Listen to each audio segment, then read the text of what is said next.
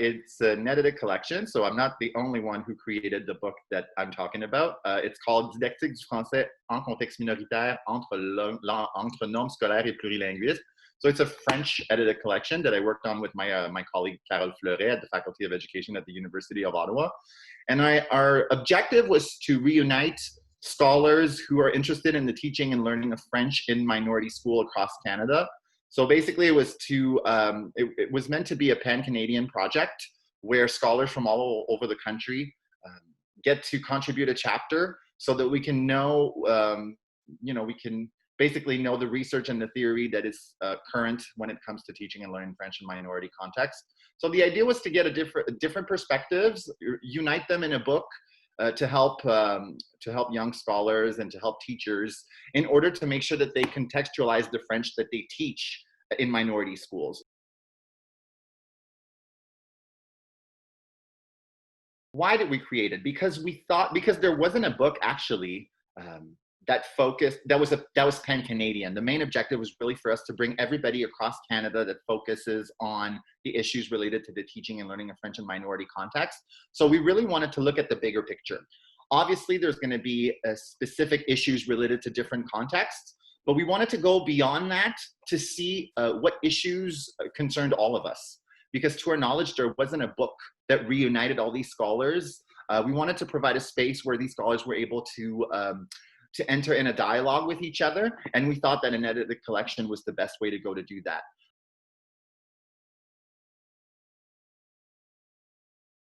We have two main educational contexts that are represented in the book. French Ontario, first of all. So my chapter, my colleague Carole Fleuret's chapter, Francis Bangou's chapter, Marie-Paul Laurie's chapter, they're all about French Ontario. So that's one of the contexts that's very well represented. The context of British Columbia, so French schools in British Columbia are also very well represented. We have chapters from professors at Simon Fraser University, so Diane Dagenet, Cecile Bullock. They contributed a chapter that focuses more specifically on British Columbia.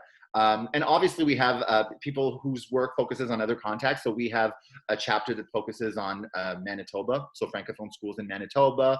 We're lucky enough to have the Dean of the Faculty of Education at the University of Moncton, Marianne Cormier, who also contributed a chapter. So we do reunite scholars from all over the place, but with a focus on French Ontario and British Columbia.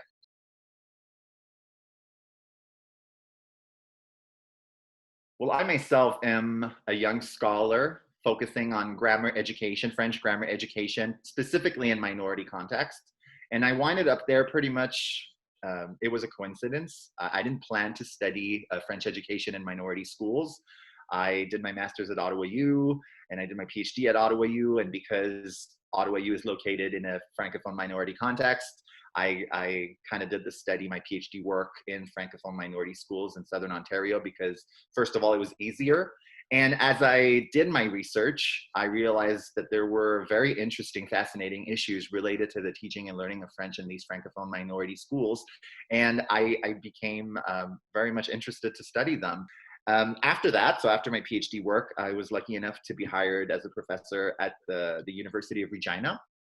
So I worked for 3 years in French education in Saskatchewan. So I met a lot of very interesting educational professionals over there. I got to work in français schools, and I came back at the University of Ottawa. So the trajectory, as far as my research is concerned, is very much focused on different minority contexts and how we can provide pedagogical avenues that these students can take in order to really learn French well.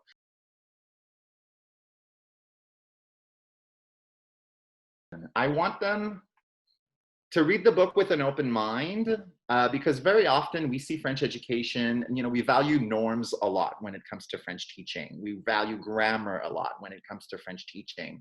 And we do tend to put a standardized norm on a pedestal when it comes to French education in general. So when it comes to our book, we really wanted to, of course, these students, they have to learn that norm, but we wanted to make sure that this norm is taught in an inclusive way, a way that takes into account the students' plurilingualism, a way that takes the students' knowledge of different linguistic varieties into consideration to make sure that not only do they learn, standardized French, but also that they learn it in a way that will help them develop a positive relationship with that language. Because if we tell them that they have to leave their linguistic repertoire outside of school when it comes to learning French in school, it's very likely that these students are not going to develop a very positive relationship with the language of schooling.